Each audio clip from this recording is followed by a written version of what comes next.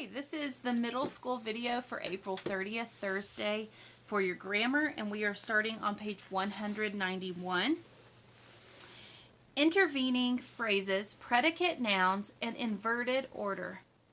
Intervening phrases, so it's going to break these up, so let's not be overwhelmed with it, and let's just take it piece by piece. Intervening phrases. Sometimes we may lose track of which word in a sentence is the subject. For example, words that come between the subject and the verb can confuse us. Always find the true subject of the sentence in order to make the verb agree with it. One common interrupter is a negative phrase. A negative phrase is a statement of contrast that often appears between the subject and the verb. The verb must agree in number with the subject, not the words in the negative phrase. So look at the example there. The racket, not the tennis balls, is new. So who or what is the sentence about? We don't want to say the tennis balls are new, right? What's new? The racket. So the racket is actually the subject. What is the verb? Is. So what we can do with that negative sentence or that intervening phrases, it's just pretend like it's not there. The racket is new. Okay? The subject of the sentence is this. We've already worked on that. Okay, let's skip down to another. Another common interrupter is a prepositional phrase, right? So we say on what, the washing machine, in what, the hole. If you can find prepositional phrases and just put a little line through them, that way you know that your subject is not in that prepositional phrase, okay? So let's do the examples down there. The two books on the shelf show pictures of Hawaii. So on what? Shelf, that's your prepositional phrase. So your subject cannot be shelf, okay? You could just put a little line through on the shelf. The two books show pictures of Hawaii. Do you see how I was able to read that without on the shelf? Who or what is the sentence about? The sentence is about books, not shelf. Books, what is being said about books? Books show, okay? The pictures in the first book are colorful. Who or what is the sentence about? The sentence is about pictures.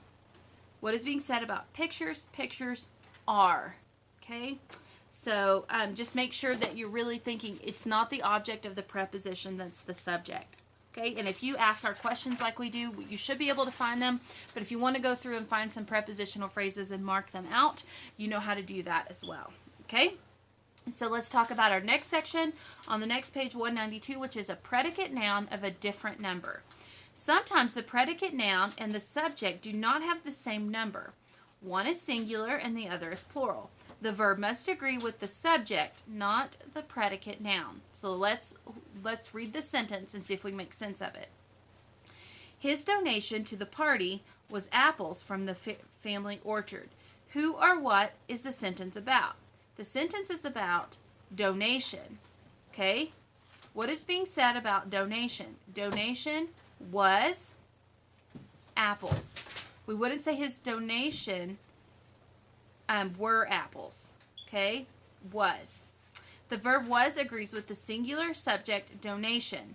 The number of the predicate noun apples does not change the agreement of the subject and the verb, okay? Inverted order.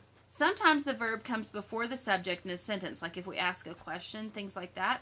When this happens, we say that the subject is delayed. For example, the word there almost is never a subject, but it sometimes appears at the beginning of a sentence in the usual place of a subject. In these sentences, the subject follows the verb, and the verb must agree with the subject, not the word there. So let's look at the singular one. There is one earth. How can we rearrange that without the word there? Earth is one. Okay? Do you see how I rearranged that sentence? Earth is our subject. The sentence is about earth, not there. Okay? And then we would say earth is. Look at the plural. There are many other planets. Okay, so if there is not the subject, what is the sentence about? Planets. What is being said about planets? Planets are. Do you see how I was able to find the subject at the end of the sentence? Okay, so be thinking about that. If you see the word there, you might be working with one of these inverted sentences. Remember that most interrogative sentences are question sentences, and some declarative sentences are written so the verb comes before the subject. Be sure to find the subject of the sentence so that you make the subject and the verb agree.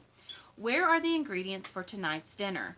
Who or what is the sentence about? The sentence is about ingredients, subject.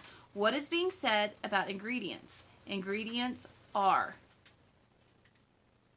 Okay, on the counter sit the groceries. On the counter sit the groceries. Well, I see on the counter is a prepositional phrase.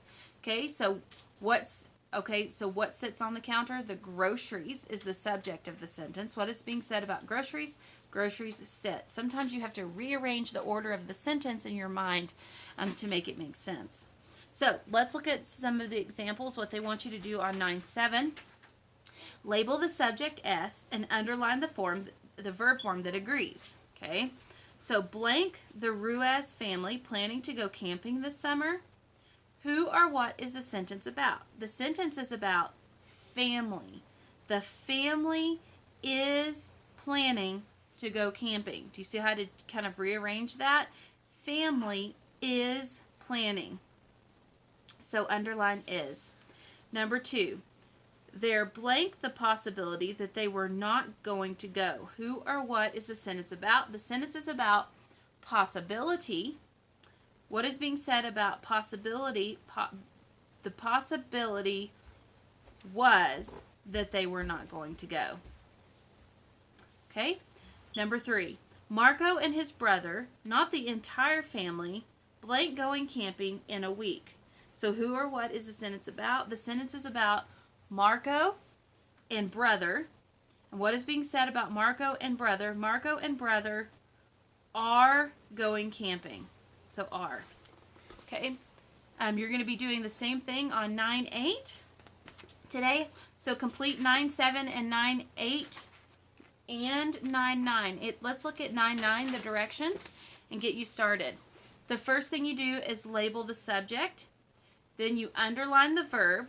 If the subject and verb do not agree, write the correct verb form in the blank. Write C if the sentence is correct. So let's do number 1.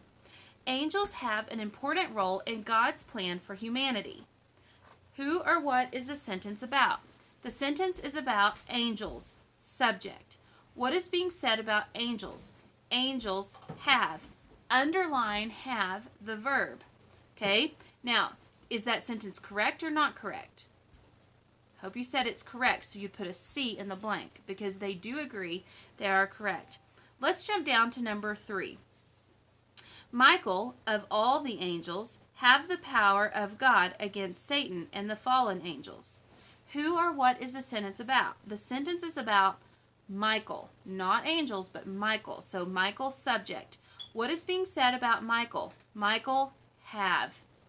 Underline it. I hope you hear that does not agree. So instead of saying Michael have the power of God, we would say Michael has. So you would write has on the blank beside number 3. So if the sentence is correct, you write a C. If it is not correct, you write the correct verb that they should have used in the blank to the left. Okay? So 9-7, 9-8, 9-9, send me a picture of your work and I will send you back the correct answers.